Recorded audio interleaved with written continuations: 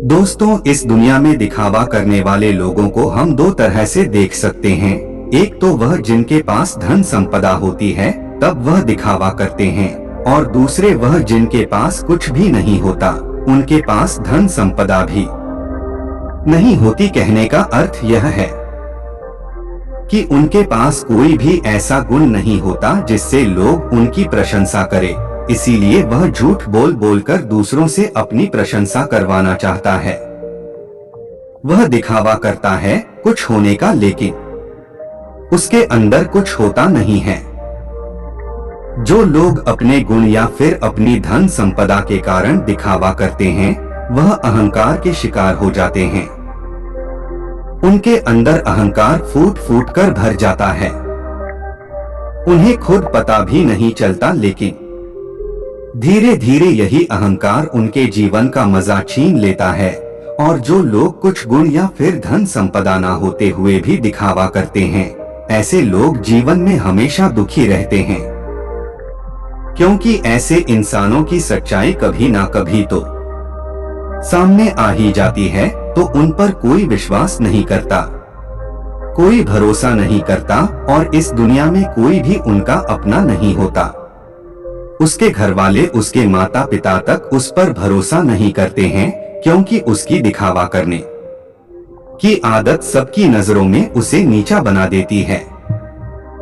आज की जो कहानी मैं आप लोगों को सुनाने वाला हूँ, वह एक ऐसे व्यक्ति की कहानी है जो दिखावा करने की वजह से परिस्थितियों में फंसता चला जाता है, और आखिरकार उसका परिणाम क्या होता है, यह तो आपको इस कहानी में ही सुनने को मिलेगा। और साथ के साथ आप इस कहानी में यह भी जान लेंगे कि दिखावा करने वाले लोगों से किस प्रकार अपने आप को बचाया जाए, या फिर आप खुद दिखावा करने से कैसे बचे। यह सब आपको इस कहानी में सुनने को मिलेगा। इससे पहले कि आप इस कहानी में खो जाएं, इस चैनल को सब्सक्राइब करके बेल नोटिफिकेशन को जरूर दबा देना। कभी कभी जीवन आपको बड़ी मुश्किल में डाल देता है। ऐसे ही मुश्किल में राजेश नाम का एक युवक फंसा हुआ था। उसे अपने घर से निकले हुए बहुत समय हो गया था। कई महीने बीत चुके थे। वह अपने घर से यह कहकर निकला था कि मैं नगर में कमाने के लिए जा रहा हूँ, लेकिन बहुत समय बीतने के बाद भी उसे कोई काम नहीं मिल रहा था। इसीलिए उसने निश्चय किया कि वह किसी भी तरीके से अपनी कमाई का साधन बनाकर रहेगा। उसने अपने ही जैसे 3-4 युवकों की टोली बना ली थी, और उन सब ने योजना बनाई थी कि वह किसी भी धनवान व्यक्ति को बुद्ध बनाकर उसका धन उससे हासिल कर लेंगे। छल, कपट, झूठ और प्रपंच, यही राजेश और उसके साथियों के हथियार थे। उन्होंने योजना तो बना ली थी, लेकिन उन्हें यह समझ में नहीं आ रहा था कि वो अपने शिकार को ढूंढेंगे कैसे, और ढूंढने के बाद उसे बुद्धू बनाकर उसका धन कैसे लूटेंगे। आखिरकार उन चारों ने योजना बना ली। उनकी योजना थी कि वह किसी ऐसे स्थान पर जाएंगे जहां पर बहुत सारे अमीर लोग आते हो, और वहां पर उन अमीरों में जो भी आदमी सबसे ज्यादा दिखावा करेगा, उनका शिकार वही होगा। उन्होंने नगर में एक ऐसी जगह ढूंढ ली थी जहां पर नगर के ज्यादातर अमीर लोग जुआ खेलने के लिए आते थे। उन चारों की योजना थी कि वह एक ऐसा नाटक रचेंगे जिसमें राजेश किसी नगर का महाराज कहलाया जाएगा, और उसके सभी साथियों में से 2 साथी उसके अंगरक्षक होने का अभिनय करेंगे। सिर्फ राजेश ही नहीं था जो राजा होने का दिखावा कर रहा था, उसके साथ उसका दूसरा साथी भी था जो किसी दूसरे नगर का राजा होने का दिखावा कर रहा था। आखिर उनकी योजना क्या थी, यह आपको कुछ देर में पता चल जाएगा। अगले दिन से सुबह सुबह सारे लोग अपने पात्र के हिसाब से वस्त्र धारण करके उस जगह पहुंचे जहां पर शहर के ज्यादातर अमीर लोग जुआ खेलने के लिए आते थे। राजेश उस जगह पर एक नगर का महाराज बनकर पहुंचा था, जिसके पीछे उसके साथ ही अंगरक्षक साथ साथ चल रहे थे। सब अमीर लोगों की नजर उन पर टिकी हुई थी, क्योंकि राजेश उन सब में सबसे ज्यादा अमीर लग रहा था। उसकी वेशभूषा बेशकीमती लग रही थी, बेहद आकर्षक लग रही थी, जिससे सभी लोग उसकी तरफ आकर्षित हो गए थे। कुछ समय बाद राजेश एक ऐसी जगह पर जाकर बैठा जो सिर्फ बहुत जरूरी लोगों के लिए बनी हुई थी। जब राजेश वहां पर जाकर बैठा तो उसके अंगरक्षक वही उसके पास खड़े हुए थे। सब आपस में चर्चा करते हुए एक दूसरे से पूछ रहे थे कि ये किस नगर के महाराज हैं। उसी भीड़ में राजेश का एक और साथी मौजूद था। उसने उन सबको संबोधित करते हुए बताया कि राजेश किसी बड़े नगर का बड़ा महाराज है, और सबने उसकी बात पर यकीन कर लिया। अब वह अमीर लोग जो ज्यादातर दिखावा करते थे, जो किसी बड़े आदमी से अपना सम्मान सुनने के लिए तरसते रहते थे, ऐसे लोग राजेश के आसपास मंडराने लगे थे। वह राजेश को किसी बड़े नगर का महाराज समझ रहे थे, और वह यह सोच रहे थे कि अगर इनसे हमारा परिचय हो गया तो हो सकता है भविष्य में यह महाराज हमारे कुछ काम आ जाए। थोड़ी देर बाद वहां पर दूसरा राजा भी पहुंचा, जो राजेश का ही एक साथी था, और वह भी राजेश की तरह राजा होने का दिखावा कर रहा था। वह दूसरा राजा राजेश के ठीक सामने आकर बैठ गया। कुछ देर एक दूसरे से बात करने के बाद दोनों ने जुआ खेलने का निश्चय किया। कुछ समय बाद जुए की बड़ी बड़ी बाजियां खेली जाने लगी, और राजेश जो किसी नगर का महाराज होने का दिखावा कर रहा था, वह इस जुए में बहुत बड़ी रकम हार गया। लेकिन जब राजेश ने हारी हुई रकम निकालने के लिए अपनी पोटली ढूंढनी चाही तो उसे अपनी पोटली मिल ही नहीं रही थी। बहुत देर ढूंढने के बाद भी जब उसे पोटली नहीं मिली तो वह गुस्से से भरकर अपने अंगरक्षकों को डांटने लगा, और डांटते हुए उनसे अपनी पोटली के बारे में पूछने लगा। लेकिन उसके अंगरक्षकों के पास इसका कोई जवाब नहीं था। वह सब नीचे गर्दन करके खड़े हुए थे। राजेश ने बड़े ही शांत स्वर में अपने सामने बैठे हुए राजा से कहा कि देखिए, लगता है कि हमारी सोने के सिक्कों से भरी पोटली कहीं पर गुम गई है।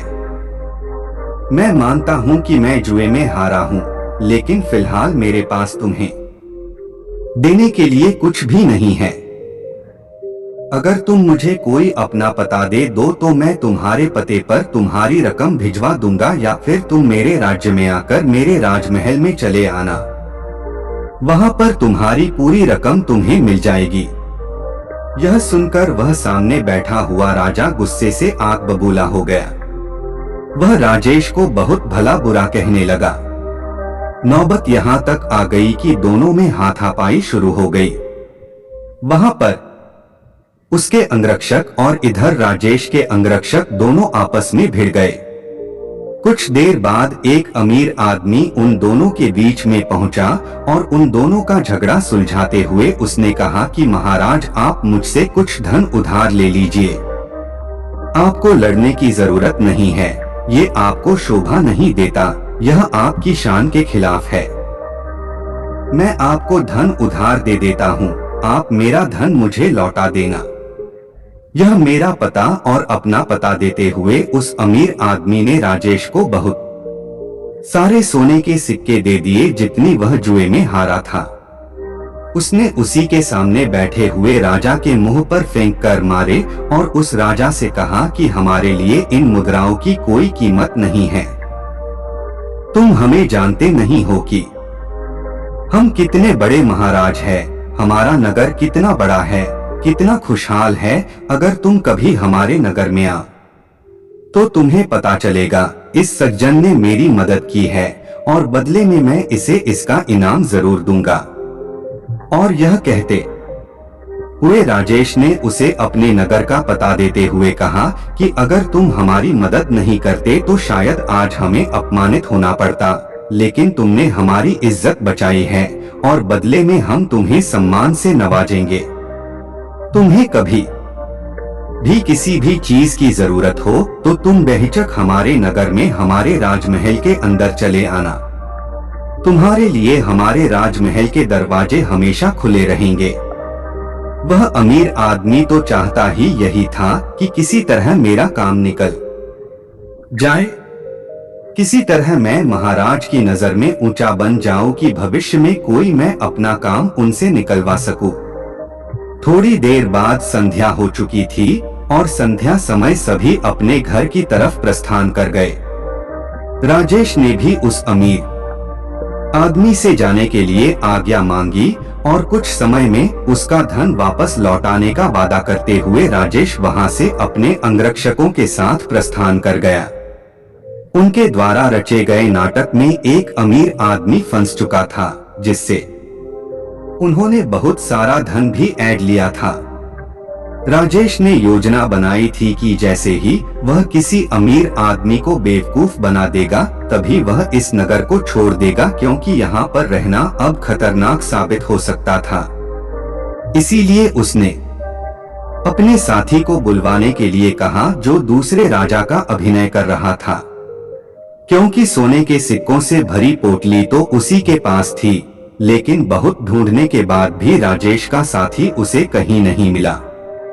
अब राजेश को आभास हो गया था कि उसके साथी ने उसी को बेवकूफ बनाया है और सारा धन लेकर रफूचक्कर हो गया है। जब राजेश को इस बात का पता चला तो उसे बहुत दुख हुआ। उसे कोई रास्ता नहीं सूझ रहा था। बिना धन के वह इस नगर को छोड़ भी नहीं सकता था, क्योंकि कहीं जाने के लिए भी धन चाहिए था और जिस अमीर आदमी से उसने धन उधार लिया था वह उसे इस नगर में जरूर किसी न किसी दिन पकड़ लेगा, और जिस दिन वह उसे पकड़ लेगा उसे लंबी कारावास हो जाएगी। यहाँ पर समझने की बात यह थी कि वह अमीर आदमी उन लोगों के बीच में दिखावा करने की कोशिश कर रहा था कि मैं राजा के कितने करीब हूँ, मैं उनकी मदद करता हूँ, ताकि दूसरे अमीर लोगों को यह लगे कि उसके संपर्क बहुत ऊंचे ऊंचे हैं। यह बहुत अमीर और बहुत रईस लोगों के बीच में उठता बैठता है, जिससे उसका ओहदा अपने साथियों के बीच बढ़ सके। इसीलिए उसने दिखावे की वजह से राजेश रूपी राजा को वह धन उधार दे दिया था। और राजेश तो जैसा कि आप सबको पता है, वह तो इसीलिए दिखावा कर रहा था कि वह किसी को अपना शिकार बना सके। लेकिन वह कहते हैं कि जैसी करनी वैसी भरनी, दोनों को दिखावे की सजा मिली। उस अमीर आदमी का धन लूट गया और यहाँ राजेश को उसके साथी ने ही बेवकूफ बना दिया था। कुछ समय बाद राजेश को उस नगर के दरबारियों ने ढूंढना शुरू कर दिया, क्योंकि उस अमीर आदमी को पता चल चुका था कि उसके साथ छल हुआ है, उसके साथ कपट हुआ है और वह किसी भी कीमत पर राजेश को ढूंढना चाहता था। इसीलिए राजेश को छुपकर जंगल के रास्ते से वह नगर छोड़कर भागना पड़ा। जंगल में छुपते छुपाते वह एक दिन एक भिक्षु की कुटिया में पहुंचा, जहां पर एक भिक्षु ध्यान कर रहा था। राजेश उस भिक्षु के चेहरे की सादगी देखकर उसकी तरफ बहुत आकर्षित हो गया। उनके ध्यान से बाहर आने का इंतजार करने लगा। कुछ देर बाद भिक्षु ने जब अपनी आंखें खोली तो उन्होंने सामने बैठे राजेश को देखा। उन्होंने राजेश ना से पूछा कि तुम कहाँ जा रहे हो और यहाँ पर मुझसे क्या चाहते हो। राजेश उनके चरणों में गिर पड़ा और रोते हुए उनको बोला, गुरुदेव, मैं दिखावा करके थक चुका हूँ, मुझे कोई रास्ता नजर नहीं आ रहा। घर वालों के सामने मुझे दिखावा करना पड़ता है कि मैं नगर में कोई काम कर रहा हूँ, और नगर में मैं लोगों को बेवकूफ बनाता हूँ, उनके साथ छल करता हूँ, कपट करता हूँ। मेरा पूरा अस्तित्व दिखावे पर टिका हुआ है। कृपया करके मुझे कोई ऐसा तरीका बताएं जिससे मैं आपकी तरह सादगी भरा जीवन जी सकूं, खुश होकर शांत होकर अपने जीवन का मजा ले सकूं। मैं थक गया हूँ। भिक्षु ने मुस्कुराते हुए कहा कि सारी दुनिया दिखावा ही तो कर रही है। कोई अगर तुमसे कहता है कि तुम तो बहुत ही ईमानदार आदमी हो तो तुम खुश हो जाते हो, यह जानते हुए कि तुम एक झूठे और मक्कार आदमी हो। हर जगह, हर परिस्थिति में जब भी किसी इंसान को मौका मिलता है तो वह दिखावा करने से चूकता नहीं है। ये तुमने भी जरूर महसूस किया होगा। दिखावा करने के बाद तुम्हें तो यह लगता है कि तुम बहुत समझदार हो, तुम चालाक हो, लेकिन चालाक होने के कारण तुम्हारे जीवन की सरलता खो जाती है। तुम साधारण नहीं रह पाते, तुम हर जगह दिखावा करने की कोशिश करते हो और इसीलिए जीवन के आनंद को तुम कभी महसूस ही नहीं कर पाते। लेकिन समझने की बात यह होती है कि आदमी दूसरे के सामने दिखावा तभी करता है जब वह सामने वाले की नजर में ऊंचा होना चाहता है। अगर तुम सामने वाले से प्रभावित नहीं होते तो तुम्हें दिखावा करने की कोई जरूरत ही नहीं रहेगी, क्योंकि तुम किसी न किसी तरह सामने वाले आदमी को आकर्षित करना चाहते हो, उसे अपनी ओर खींचना चाहते हो और यही दिखावे का सबसे बड़ा कारण होता है। लेकिन जो इंसान तुम्हारे दिखावा करने की वजह से तुम्हारी तरफ आकर्षित हुआ है, तो कल अगर उसे तुम्हारी सच्चाई पता चलेगी तो वह तुमसे दूर भी हो जाएगा। इसीलिए दिखावा करने की वजह से अपने भी हम से दूर होते चले जाते हैं। हमें इसका कभी एहसास ही नहीं होता और हम अकेले पड़ते चले जाते हैं। आखिरकार हम पाते हैं कि हमारे आसपास कोई भी मौजूद नहीं है जिसे हम अपना कह सकें, जिससे हम अपने दिल की बात कर सके, क्योंकि हर इंसान के सामने हमने सिर्फ दिखावा ही किया है। लेकिन जो इंसान अपने आप को जानता है, अपने एकांत में स्थापित हो गया है, उसे किसी के आने जाने से कोई फर्क नहीं पड़ता। वह तो बस अपने एकांत का आनंद उठाता है। कोई आए तो ठीक और जाए तो भी ठीक। वह किसी को आकर्षित करने की कोशिश नहीं करेगा और इसीलिए उसका जीवन सरल होता चला जाएगा, साधारण होता चला जाएगा। और जितने सरल तुम बनते जाओगे उतनी ही आसानी से तुम ध्यान में प्रविष्ट हो पाओगे।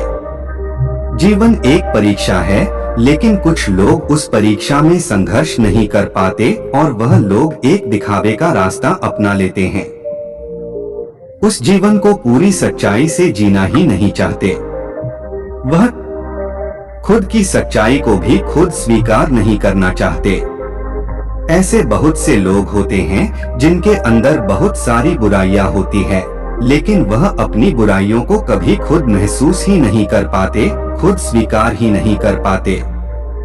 उन्हें पता होता है कि उनके अंदर यह कमी है, लेकिन अहंकार व दिखावे के कारण न तो वह अपनी बुराई सामने वाले के सामने बता पाते हैं और न ही उसको खुद स्वीकार करके उसको ठीक कर पाते हैं। इसीलिए सबसे पहले दिखावे की दुनिया को छोड़ो, बनावटी दुनिया को दूर हटा दो, क्योंकि जब बनावटी दुनिया तुमसे दूर होगी तो ही तुम्हारा मन स्वच्छ हो पाएगा, निर्मल हो पाएगा, और जितना मन तुम्हारा निर्मल होगा उतने ही अच्छे लोग तुम्हारे संपर्क में आते रहेंगे, और जितना कपटी तुम्हारा मन होगा तो कपटी लोग ही तुम्हें मिलते जाएंगे। हमें वही लोग जीवन में टकराते हैं जिस तरह का हमारा खुद का नजरिया होता है। अगर हमारा नजरिया साफ है, शुद्ध है, तो हमें शुद्ध लोग ही टकराएंगे, और वहीं पर अगर हमारा नजरिया कपट से भरा हुआ है, धोखे से भरा हुआ है, तो हमें रास्ते में ऐसे ही लोग टकराएंगे। तुम किसी को धोखा दोगे, कोई तुम्हें धोखा देगा, और ये गोला निरंतर चलता रहता है। इस चक्र से बाहर आने का सिर्फ एक ही तरीका है, किसी को आकर्षित करने की कोशिश मत करो। किसी को भी जबरदस्ती झूठ बोलकर खुश करने की कोशिश मत करो। बस तुम अगर ये छोटा सा सिद्धांत अपना लेते हो तो तुम्हारी बनावटी दुनिया कब सच में बदल जाएगी तुम्हें पता ही नहीं चलेगा। साधारण रहकर, सरल रहकर ध्यान की गहराइयों से अपने जीवन का परिचय कराओ, तब तुम्हें जीवन के आनंद का पता चलेगा। तब तुम समझोगे कि जीवन के असली मायने क्या होते हैं। किसी को बेवकूफ बनाना, किसी को झूठ बोलना, जबरदस्ती दिखावा करना ये जीवन नहीं है। यह कुछ और है, ये दुख है, ये संताप है और यही दुखों का कारण है। इसीलिए तुम दुखों को काटना चाहते हो तो सबसे पहले इस पेड़ की जड़ को उखाड़कर फेंक को जो दिखावे का पौधा तुमने लगा रखा है। और ये कहकर वो भिक्षु कुटिया के अंदर चला गया। उनके जाने के बाद राजेश ने महसूस किया कि उसके जीवन में जितनी भी समस्याएं हैं, उसके पीछे मूलभूत कारण उसका दिखावा ही है। अगर वह दिखावा करना छोड़ देता है तो जाहिर सी बात है वह झूठ बोलना भी छोड़ देगा। फिर कैसी भी परिस्थिति हो वो सिर्फ सच बोलेगा और जब सच बोलने की हिम्मत उसमें आ जाएगी तो उसका जीवन खुद ही परिवर्तित हो जाएगा। ऐसे ही विचारों में डूबा हुआ वह उस जंगल को पार कर गया। दोस्तों, आपने आज के इस वीडियो से क्या सीखा वह मुझे आप कमेंट में बता सकते हैं। इसी के साथ मैं उम्मीद है कि आपको आज की वीडियो पसंद आई होगी, तो इस वीडियो को उस इंसान को शेयर करें जिससे यह कहानी सुनने की जरूरत है और उसी के ठीक बाद चैनल को सब्सक्राइब करें। तो चलिए फिर मिलते हैं ऐसी एक और नई वीडियो में एक नए मैसेज के साथ। तब तक के लिए अपना ख्याल रखें। धन्यवाद।